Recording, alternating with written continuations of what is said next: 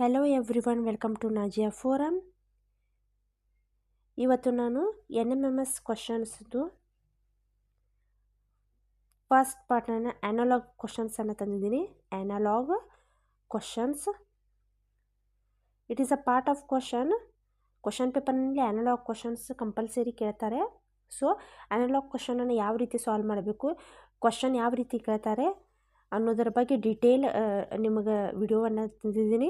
ವಿಡಿಯೋವನ್ನು ಪೂರ್ತಿಯಾಗಿ ನೋಡಿ, ಇಷ್ಟವಾದರೆ ದಯಮಾಡಿ ಸಬ್ಸ್ಕ್ರೈಬ್ ಮಾಡಿ ಅಂತ ಹೇಳ್ತಾ, ಸಬ್ಸ್ಕ್ರೈಬ್ ಮಾಡಿ ಬೆಲ್ ಬಟನನ್ನು ಕ್ಲಿಕ್ ಮಾಡಿ. ನೆಕ್ಸ್ಟ್ ವಿಡಿಯೋಗಳು ಏನಾಗ್ತದೆ ನೀವು ನೋಟಿಫೈ ಆಗಿರ್ತೀರಿ. ಸೊ ಸಬ್ಸ್ಕ್ರೈಬ್ ಮಾಡಿ ಅಂತ ಹೇಳ್ತಾ ವಿಡಿಯೋವನ್ನು ಸ್ಟಾರ್ಟ್ ಮಾಡ್ತಾ ಇದ್ದೀನಿ.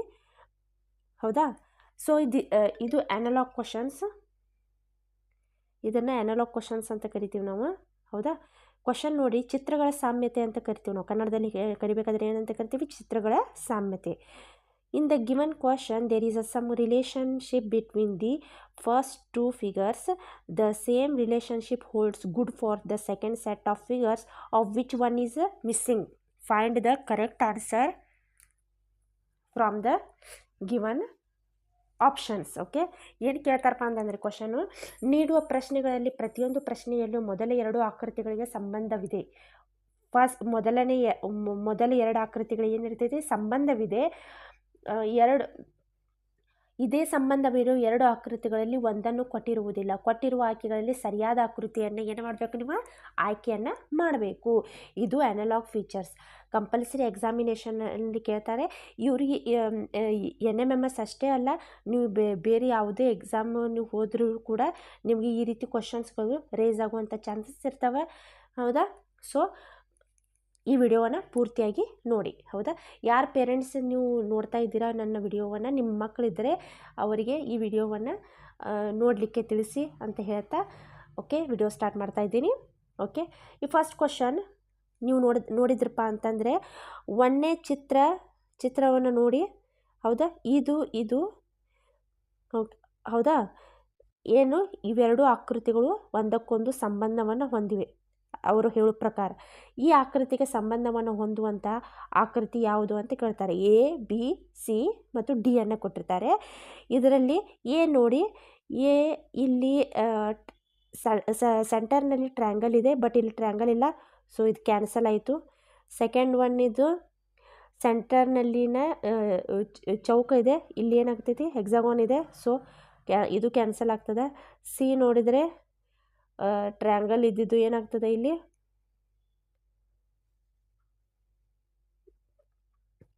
ನೋಡಿ, ಇಲ್ಲಿ ಟ್ರ್ಯಾಂಗಲ್ ಇದೆ, ಇಲ್ಲಿ ಏನಾಗ್ತದೆ? ಚೌಕ ಬಂದಿದೆ. ಸೊ ಇಲ್ಲಿ ಚೌಕ ಇದೆ. ಚೌಕ ಆದಮೇಲೆ ನೆಕ್ಸ್ಟ್ ಬರೋದು ಆಕೃತಿ ಯಾವುದು? ಇಲ್ಲಿ ಯಾವ್ದು ಬರಬೇಕು? ಇಲ್ಲಿ ಟ್ರ್ಯಾಂಗಲ್ ಇದೆ ಸೆಂಟರ್ನಲ್ಲಿ, ಇಲ್ಲಿ ಚೌಕ ಬಂದಿದೆ. ಚೌಕ ಆದಮೇಲೆ ಇಲ್ಲೇನು ಬರ್ತದೆ? ಇಲ್ಲಿ ಏನು ಬರಬೇಕು? ಇಲ್ಲಿ ಹೆಕ್ಸಾಗಾನ್ ಬರಬೇಕು. ನಾವು ಊಹೆ ಮಾಡುವ ಪ್ರಕಾರ ಹೆಕ್ಸಾಗಾನ್ ಬರಬೇಕು. ಹೌದಾ? ಆದಮೇಲೆ ಇದು ಉಲ್ಟಾ ಆಗಿದೆ, ಇದು ಉಲ್ಟಾ ಆಗಿದೆ. ಸೊ ಇದು ಏನಾಗಿರಬೇಕು? ಈ ರೀತಿಯಾಗಿರಬೇಕು ಟ್ರ್ಯಾಂಗಲ್. ಹೌದಾ? ಸೊ ಈ ರೀತಿ ಇರುವಂಥ ಆಕೃತಿ ಯಾವುದು? ಇಲ್ಲಿ ಡಿ ಸರಿಯಾದ ಉತ್ತರ. ಇಲ್ಲಿ ಡಿ ಇದ್ದಿದ್ದು ಯಾವುದಾಗ್ತದೆ? ಸರಿಯಾದ ಉತ್ತರವಾಗ್ತದೆ ಒಂದನೇದರಲ್ಲಿ. ಯಾಕಂದರೆ ಹೊರಗಿನ ಆಕೃತಿ ಏನಾಗಿರ್ತೈತಿ? ಇಲ್ಲಿ ತಿರುಗಿದೆ. ಒಳಗಿನ ಆಕೃತಿಯ ಬಾಹು ಹೆಚ್ಚಾಗಿದೆ. ಒಂದು ಬಾಹು ಹೆಚ್ಚಾಗೈತಿ ಮತ್ತು ಆಕೃತಿ ಇದ್ದಿದ್ದು ತಿರುಗಿದೆ. ಹೌದಾ? ಸೊ ಎರಡನೇ ಕ್ವಶನು, ಇಲ್ಲಿ ನೋಡಿ, ಎರಡನೇ ಕ್ವಶನ್ನಲ್ಲಿ ನೋಡಿದ್ರೆ ನಾವು ಇದು ಸರ್ಕಲ್ ಇದ್ದಿದ್ದು ಹೋಗ್ಬಿಟ್ಟದ. 4 ಪಾಯಿಂಟನ್ನು ಕೊಡ್ತಾರೆ ಇಲ್ಲಿ. ಸೊ ಈ ರೀತಿ ಇತ್ತಪ್ಪ ಅಂತಂದರೆ ಇಲ್ಲಿ ಏನು ಆಗಬೇಕಂತ ಕೇಳ್ತಾರೆ ಇಲ್ಲಿ. ಸೊ ಇದರದ್ದು ಏನಾಗಬೇಕಿಲ್ಲಿ? ಸೊ ನೋಡಿ, ಇಲ್ಲಿ ಇದು ಕ್ರಾಸ್ ಇದ್ದಾಗ ಕ್ರಾಸ್ ಆಗಿದೆ, ಇದು ಪ್ಲಸ್ ಇತ್ತಂದ್ರೆ ಪ್ಲಸ್ಸೇ ಬರಬೇಕಿಲ್ಲಿ. ಹೌದಾ? ಇಲ್ಲಿ ಕ್ರಾಸಿಗೆ 4 ಡಾಟ್ಸ್ ಬಂದವ. ಸೊ ಇಲ್ಲಿ ಪ್ಲಸ್ಸಿಗೆ 4 ಡಾಟ್ಸ್ ಬರಬೇಕು. ಹೌದಾ? ಸೊ ಪ್ಲಸ್ 4 ಡಾಟ್ಸ್ ಇದ್ದಿದ್ದು ಆಕೃತಿ ಯಾವುದು? ಬಿ ಸರಿಯಾದ ಉತ್ತರ. ವೃತ್ತದ ಬದಲಿಗೆ ಏನಾಯ್ತು? 4 ಭಾಗಕ್ಕೆ ಚುಕ್ಕಿಗಳು ಬಂದವು ಇಲ್ಲಿ. ಹೌದಾ? ಅದೇ ರೀತಿಯಲ್ಲಿ ಚೌಕದ 4 ಭಾಗಕ್ಕೂ ಚುಕ್ಕಿಗಳು ಬಂದಿವೆ. ಸೊ ಸರಿಯಾದ ಉತ್ತರ ಬಿ. ಥರ್ಡ್ ಕ್ವಶನ್ ನೋಡಿದ್ರಪ್ಪ ಅಂದರೆ, ಉತ್ತರ ಏನಾಗ್ತೈತಿ ಇಲ್ಲಿ? ಉತ್ತರ ಸಿ ಆಗ್ತದೆ. ಯಾಕೆ ಸಿ ಆಗ್ತದೆ ಇಲ್ಲಿ ಉತ್ತರ? ಯಾಕಂದರೆ ಮೊದಲನೇ ಗೆರೆ ವಿರುದ್ಧ ದಿಕ್ಕಿನಲ್ಲಿ ಇದೆ. ಮೊದಲನೇ ಗೆರೆ ವಿರುದ್ಧ ದಿಕ್ಕಿನಲ್ಲಿದೆ. ಪ್ಲಸ್ ಬದಲಿಗೆ ಏನು ಬಂದೈತೆ ಇಲ್ಲಿ? ಮೈನಸ್ ಬಂದಿದೆ. ಮತ್ತು ಇಂಟು ಬದಲಿಗೆ ಏನು ಬಂದೈತಿ? ಇಂಟು ಬದಲಿಗೆ ಏನು ಬಂದಿದೆ? ಮೈನಸ್ ಬಂದಿದೆ. ಪ್ಲಸ್ ಬದಲಿಗೆ ಮೈನಸ್ಸು, ಇಂಟು ಬದಲಿಗೆ minus. That is C correct answer. ಹೌದಾ? ನೆಕ್ಸ್ಟ್ ಅದೇ ರೀತಿಯಾಗಿ ಫೋರ್ತ್ ಒನ್, ಡಿ ಇದ್ದಿದ್ದು ಸರಿಯಾದ ಉತ್ತರವಾಗ್ತದೆ. ಯಾಕೆ ಡಿ ಇದ್ದು ಸರಿಯಾದ ಉತ್ತರ? ವೃತ್ತ ಚೌಕವಾಗಿದೆ. ಇಲ್ಲಿ ವೃತ್ತ ಇದ್ದಿದ್ದು ಏನಾಗೈತಿ? ಇಲ್ಲಿ ಚೌಕ ಆಗೈತಿ. ಹೌದಾ? ಸೊ ಅದೇ ರೀತಿ ವೃತ್ತ ಇದ್ದಿದ್ದು ಚೌಕವಾಗ್ತದೆ. ಹೌದಾ? ಇಲ್ಲಿ 1 ಇದ್ದಿದ್ದು ಇಲ್ಲಿ 2 ಅದಾವೆ, ಇಲ್ಲಿ 2 ಇದ್ದಿದ್ದು ಇಲ್ಲಿ 4 ಅದಾವೆ. ಹೌದಾ? 1 ಇಲ್ಲಿ 2 ಇಲ್ಲಿ 2 ಇದ್ದಿದ್ದು 4 ಚುಕ್ಕಿಗಳು ಬಂದಾವೆ. ಹೌದಾ? ಇಲ್ಲಿ ಟ್ರ್ಯಾಂಗಲ್ ಇದ್ದಿದ್ದು ಆಯತ ಆಗ್ತದೆ, ಇಲ್ಲಿ ಆಯತ ಇದ್ದಿದ್ದು ಹೆಕ್ಸಾಗಾನ್ ಆಗೈತೆ. ಸೊ ಉತ್ತರ ಡಿ. 5ನೇದು ಉತ್ತರ ಏನು ಬರ್ತದಪ್ಪ ಅಂತಂದರೆ, ನೋಡಿ ಆಕೃತಿಯನ್ನು ನೋಡಿದ್ರಪ್ಪ ಅಂತಂದರೆ ಅಂಡರ್ಸ್ಟ್ಯಾಂಡ್ ಆಗಿಬಿಡ್ತದೆ ನಿಮಗೆ. ಆಕೃತಿ ಎ ಸರಿಯಾದ ಉತ್ತರವಾಗ್ತದೆ. ಯಾಕೆ ಎ ಸರಿಯಾದ ಉತ್ತರ? ಸಣ್ಣ ಕಿರಣವು ಅರ್ಧ ಬಾಹುವಿನಷ್ಟು ಬಲಕ್ಕೆ ಜರುಗಿದೆ. ಸಣ್ಣ ಕಿರಣ ಏನಾಗೈತಿ? ಅರ್ಧ ಬಾಹುಷ್ಟು ಬಲಕ್ಕೆ ಜರುಗಿದೆ. ಬಲಕ್ಕೆ ಏನಾಗೈತೆ? ಒಂದು ಸ್ವಲ್ಪ ಸರ್ದದ. ಚುಕ್ಕಿಯು ಗಡಿಯಾರದ ದಿಕ್ಕಿನಲ್ಲಿ ಚಲಿಸಿದೆ. ಚುಕ್ಕಿದ್ದು ಯಾವ ದಿಕ್ಕಿನಲ್ಲಿ ಚಲಿಸ್ತಾ ಇದೆ? ಅಲ್ಲಿ ಗಡಿಯಾರದ ದಿಕ್ಕಿನಲ್ಲಿ ಚಲಿಸ್ತಾ ಇದೆ. ದೊಡ್ಡ ಕಿರಣವು ಗಡಿಯಾರದ ವಿರುದ್ಧ ದಿಕ್ಕಿನಲ್ಲಿ ಚಲಿಸ್ತಾ ಇದೆ. ಸೊ ಉತ್ತರ ಎ ಇದ್ದಿದ್ದು ಸರಿಯಾದ ಉತ್ತರ. ಆರನೇದನ್ನು ನೋಡಿದ್ರಪ್ಪ ಅಂತಂದರೆ ರೌಂಡ್ ಮೇಲೆ ಬರ್ತದೆ, ಕೆಳಗಡೆ ಬರ್ತದೆ, ಸೈಡ್ ಬರ್ತದೆ, ಈ ಕಡೆ ಸೈಡ್. ಉತ್ತರ ಇದ್ದಿದ್ದು ಈ ಕಡೆ ಇದ್ದಿದ್ದು ಸೇಮ್ ಉತ್ತರ ಸರಿಯಾದ ಬಿ ಇದ್ದಿದ್ದು ಸರಿಯಾದ ಉತ್ತರ ಬಿ. ಯಾಕಂದರೆ ಆಕೃತಿಯ 180 ಡಿಗ್ರಿ ತಿರುಗಿದ ತಕ್ಷಣ ವೃತ್ತದ ಒಳಗಿನ ಬಾಹುಗಳ ಸಂಖ್ಯೆ ಕೂಡ ಏನಾಗ್ತದೆ? ಹೆಚ್ಚಾಗ್ತದೆ. ಇಲ್ಲಿ ಆಯತ ಇತ್ತಪ್ಪ ಅಂತಂದರೆ 4 ಬಾಹುಗಳು ಇತ್ತಪ್ಪ, ಇಲ್ಲಿ 6 ಬಾಹುಗಳಾಗ್ತವೆ. ಹೌದಾ? ಏಳನೇದು ಚಿತ್ರವನ್ನು ನೋಡಿ. ಹೌದಾ? ನಾನು ವಿಡಿಯೋದಲ್ಲಿ ಹೇಳ್ತಾ ಹೋಗ್ತಿರ್ತೀನಿ, ಆದರೂ ನೀವು ಏನು ಮಾಡ್ತೀವಿ, ವಿಡಿಯೋ ನೋಡುವಾಗ ಪಾಸ್ ಮಾಡಿ ನೀವು ಡೀಟೇಲ್ ಆಗಿ ಅದನ್ನು ನೋಡ್ಕೋಬೇಕು. ಹೌದಾ? ಮಕ್ಕಳು ನೋಡುವಾಗ ಅದನ್ನು ಡೀಟೇಲ್ ಆಗಿ ನೋಡ್ಕೋಬೇಕು. ಸೊ ಯಾಕಂದರೆ ನಾವು ಅಷ್ಟು, ಹೌದಾ, ಅದನ್ನು ಪಾಸ್ ಮಾಡಿ ನೀವು ನೀವು ಓನ್ ಅನಾಲಿಸಿಸ್ ಮಾಡಬೇಕು. ಹೌದಾ? ನಾನು ಆನ್ಸರನ್ನು ನಾನು ಹೇಳ್ತೀನಿ, ಬಟ್ ಓನ್ ಅನಾಲಿಸಿಸ್ ಮಾಡಿ ನೀವು ಯಾಕೆ ಉತ್ತರ ಅದೇ ಆಗ್ತದೆ ಅನ್ನೋದನ್ನು ಥಿಂಕ್ ಮಾಡಬೇಕಾಗ್ತದೆ. ಓಕೆ? ಸೊ 7th ಉತ್ತರ ಏನಾಗ್ತದಪ್ಪ ಅಂತಂದರೆ ಡಿ, ಸಿ. ಸರಿ, ಸಿ ಇದ್ದಿದ್ದು ಸರಿಯಾದ ಉತ್ತರ ಆಗ್ತೈತಿ. ಯಾಕೆ ಸಿ ಇದ್ದು ಸರಿಯಾದ ಉತ್ತರ ಆಗ್ತೈತಪ್ಪ ಅಂತಂದರೆ, ಮೊದಲನೇ ಆಕೃತಿಯು ತಿರುಗಿ ಅದೇ ರೀತಿಯ ಇನ್ನೊಂದು ಆಕೃತಿಯೊಂದಿಗೆ ಸೇರುತ್ತದೆ.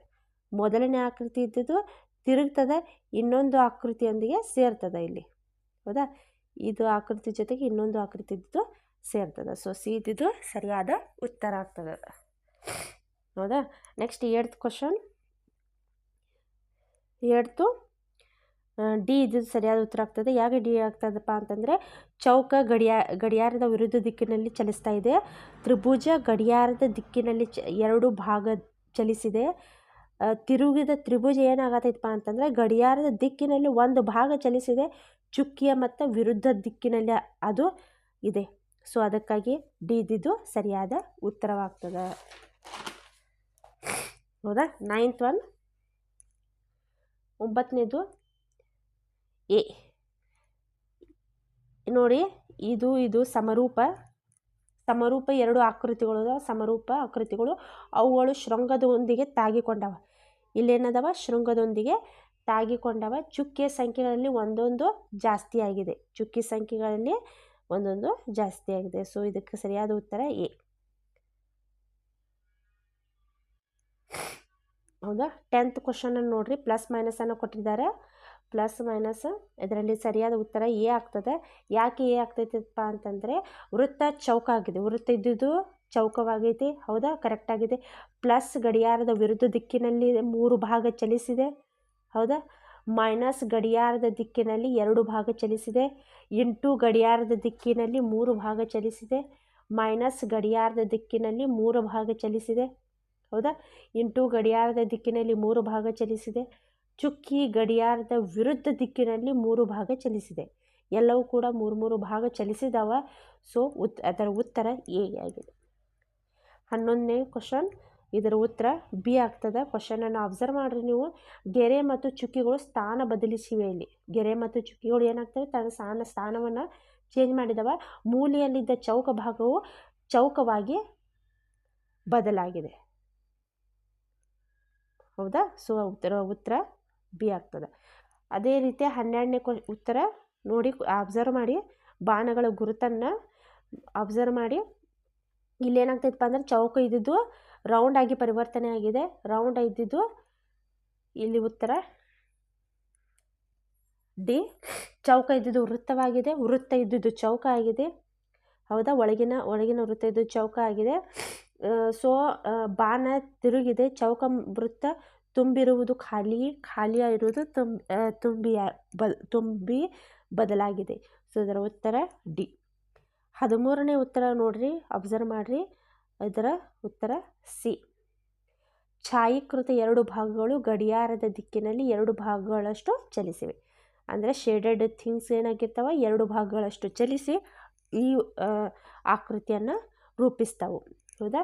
14ನೇದು ಏನು ಬರ್ತೈತಪ್ಪ ಅಂತಂದರೆ ಆಕೃತಿ ಬಿ ಆಗ್ತದೆ. ಯಾಕೆ ಬಿ ಆಗ್ತದಪ್ಪ ಅಂತಂದರೆ ಪ್ರತಿಯೊಂದು ಶೃಂಗ ಬಿಂದುವಿನಿಂದ ಪಾರ್ಶ್ವದಲ್ಲಿನ ಶೃಂಗ ಬಿಂದುಗಳಿಗೆ ಕರ್ಣಗಳನ್ನು ಎಳೆದಿದ್ದಾರೆ. ಎಲ್ಲದಕ್ಕೂ ಒಂದೊಂದು ಕರ್ಣಗಳನ್ನು ಎಳೆದ್ರಪ್ಪ ಅಂತಂದರೆ ನೀವೇನಾಗ್ತದೆ, ಈ ರೀತಿಯ ನೀವು ಚಿತ್ರವನ್ನು ಇಲ್ಲಿ ಹಾಕ್ಬೋದು. ಸೊ ಇದು ಸರಿಯಾದ ಉತ್ತರ ಬಿ. ಹೌದಾ? ನೆಕ್ಸ್ಟ್ ಅದೇ ರೀತಿಯಾಗಿ 15th ಇಲ್ಲಿ ಆಕೃತಿಯನ್ನು ನೋಡಿದ್ರಪ್ಪ ನಾವು ಏನಾಗ್ತದೆ, ಇಲ್ಲಿ ಡಿ ಇದ್ದಿದ್ದು ಕರೆಕ್ಟ್ ಆಗ್ತದೆ. ಯಾಕೆ ಡಿ ಕರೆಕ್ಟ್ ಆಗ್ತದಪ್ಪ ಅಂತಂದರೆ 2 ವಕ್ರ ರೇಖೆಗಳು ಸೇರಿ ಒಂದು ವೃತ್ತವಾಗಿವೆ. 2 ವಕ್ರಗಳು ಸೇರಿ ಒಂದು ವೃತ್ತವಾಗಿದೆ. ವೃತ್ತದ ಮಧ್ಯದಲ್ಲಿ ಏನಾಗ್ತದಪ್ಪ ಅಂದರೆ ಒಂದು ಚುಕ್ಕೆ ಹೊಸದಾಗಿ ಸೇರಿದೆ. ಮೂಲೆಯಲ್ಲಿದ್ದ ಆಕೃತಿಯು ಮುಂದಿನ ಶೃಂಗಕ್ಕೆ ಗಡಿಯಾರದ ದಿಕ್ಕಿನಲ್ಲಿ ಚಲಿಸಿದೆ. ಸೊ ಇದರ ಉತ್ತರ ಡಿ ಆಗ್ತದೆ. ಓಕೆ, ಈ ರೀತಿ ಚಿತ್ರಗಳು ನಿಮ್ಮ ಎಕ್ಸಾಮಿನೇಷನ್ನಲ್ಲಿ ಕಂಪಲ್ಸರಿ ಕೇಳ್ತಾರೆ. ಸೊ ಇದನ್ನು ನೀವೇನು ನೋಟ್ ಡೌನ್ ಮಾಡ್ಕೋಬೇಕು. ಹೌದಾ? ಇದನ್ನು ಬಿಡಿಸಬೇಕು. ಬಿಡಿಸಿದಾದ್ಮೇಲೆ ಇದನ್ನು ನಿಮಗೆ ಅಂಡರ್ಸ್ಟ್ಯಾಂಡ್ ಆಗ್ತದೆ. ಮೊದಲನೇ 2 ಆಕೃತಿಗಳನ್ನ ಕಂಪ್ಯಾರಿಸನ್ ಮಾಡಿದರೆ 3ನೇ ಮತ್ತು 4ನೇ ಆಕೃತಿಗಳನ್ನ ನಾವು ಗುರುತ ಹಿಡಬಹುದು. ಸೊ ಇದನ್ನು ಏನಂತ ಕರಿತೀವಿ ನಾವು, ಅನಾಲಜಿ ಆಫ್ ಫಿಗರ್ಸ್ ಅಂತ ಕರಿತೀವಿ, ಅಥವಾ ಚಿತ್ರಗಳ ಸಾಮ್ಯತೆ ಅಂತ ಕರಿತೀವಿ ನಾವು. ಹೌದಾ? ಐ ಹೋಪ್ ನಿಮಗೆ ಈ ವಿಡಿಯೋ ಇಷ್ಟವಾಗಿದೆ ಅಂತ ತಿಳ್ಕೊಂಡಿರ್ತೀನಿ. ಹೌದಾ? ಇಷ್ಟವಾದರೆ ದಯಮಾಡಿ ಲೈಕ್ ಮಾಡಿ, ಶೇರ್ ಮಾಡಿ ಮತ್ತು ಸಬ್ಸ್ಕ್ರೈಬ್ ಮಾಡಿ. ಏನಾದರೂ ಕಮೆಂಟ್ಸ್ ಇತ್ತಪ್ಪ ಅಂತಂದರೆ ದಯಮಾಡಿ ನನಗೆ ಕಮೆಂಟ್ ಮಾಡಿ ಹೇಳಿ. ನಾನು ಆ ರೀತಿ ಅದನ್ನು ನಿಮಗೆ ಹೇಳಲಿಕ್ಕೆ ಪ್ರಯತ್ನವನ್ನು ಮಾಡ್ತೀನಿ. ಧನ್ಯವಾದಗಳು.